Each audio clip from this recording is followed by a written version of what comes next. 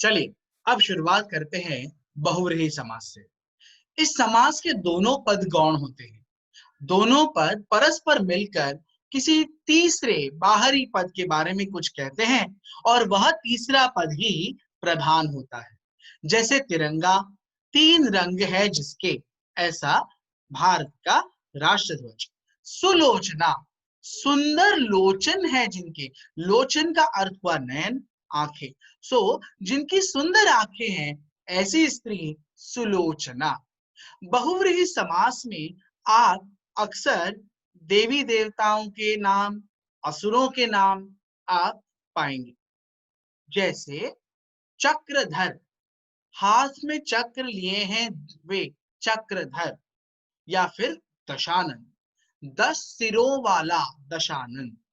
इसी तरह से आपको बहुत सारे लंबोदर, लंबा है जिसका उदर, इस तरह के कई शब्द आपको बहुव्रीहि समास में मिलेंगे जहां पूर्व पद तथा उत्तर पद गौण है और किसी अन्य पद की ओर दोनों पद संकेत करते हैं।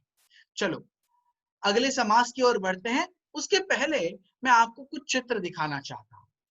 जैसे पहला चित्र है मेरा, ये कई लोग जान ही चुके होंगे, ये है अकबर और उनके मंत्री बीरबल। चलो ये आसान था, क्या इस जोड़ी को पहचान पाए हो? जी हाँ, ये है राजा कृष्णदेव राय और उनके सलाहकार तेनाली रमन। ठीक उसी प्रकार ये कहानी भी आपने सुनी होगी, खरगोश और कछुआ। और कई लोगों को ये कहानी बहुत रास आ गई होगी, विक्रम, राजा विक्रम उज्जैन के और उनका बेताल।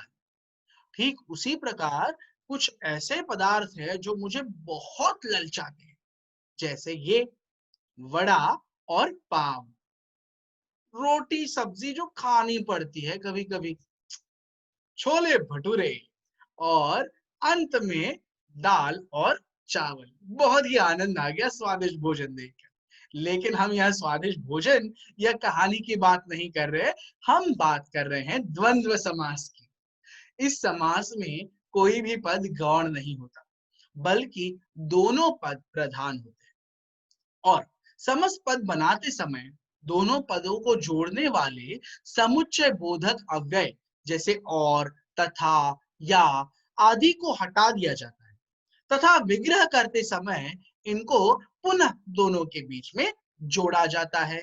जैसे राधा कृष्ण, राधा और कृष्ण, धनी और मानी, धनी और मानी, धनी मानी। कई बार हम देखते हैं द्वंद्व समास में योजक चिन्हों का प्रयोग जरूर होता है।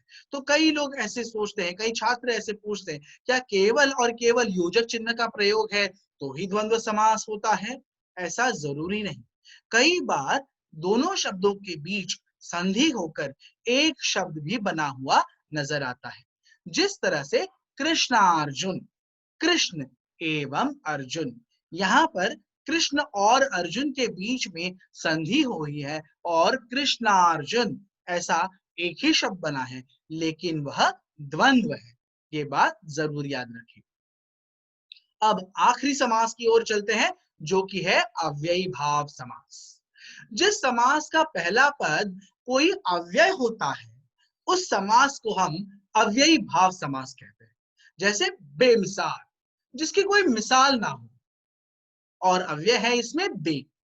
अनुरूप, रूप के अनुसार या रूप से योग्य, तो अनु अव्यय है। अव्ययी भाव समास में पूर्व पद हमेशा अव्यय होता है। जैसा हमने देखा था प्रतिदिन, प्रति अव्यय था, दिन उसकी संज्ञा। अब एक बार चारों समासों के भेदों को अच्छे से हम जान लेते हैं। चलिए शुरुआत करते हैं अव्ययी भाव समास की। अव्ययी भाव समास याद कैसे रखें? पहला छोटा, दूसरा बड़ा। मैं कहने का तात्पर्य है पूर्व पद हमेशा छोटा होता है और उत्तर पद उसके मुकाबले बड़ा होता है। ये मैं सामान्यतः कह रहा हूं।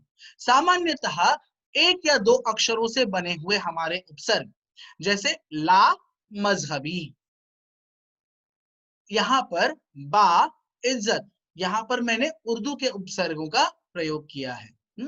प्रतिदिन, सद आचार, यहाँ पर सद उपसर्ग जैसे लगा है, स आदर, सादर, इस तरह से अव्ययी भाव बनता है।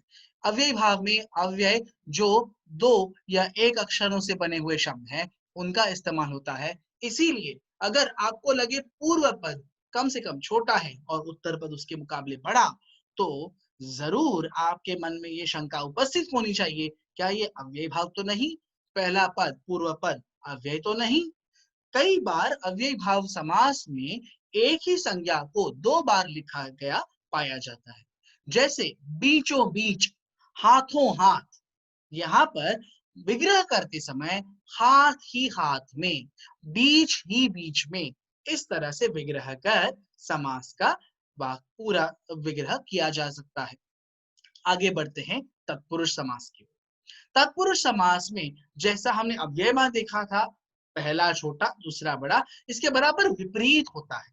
तत्पुरुष समास में दूसरा शब्द जो उत्तर पद है वो महत्वपूर्ण होता है, वह बड़ा होता है दूसरे के मुकाबले, वह छोटा होता है दूसरे के मुकाबले। द्वंद्व समास, यहाँ पर दोनों शब्द दोनों संज्ञा शब्द एक दूसरे के साथ समान तालमेल बना के रखते हैं और बहुव्रीहि किसी अन्य शब्द की ओर संकेत देता है। तो ये हुए समास के वे। धन्यवाद।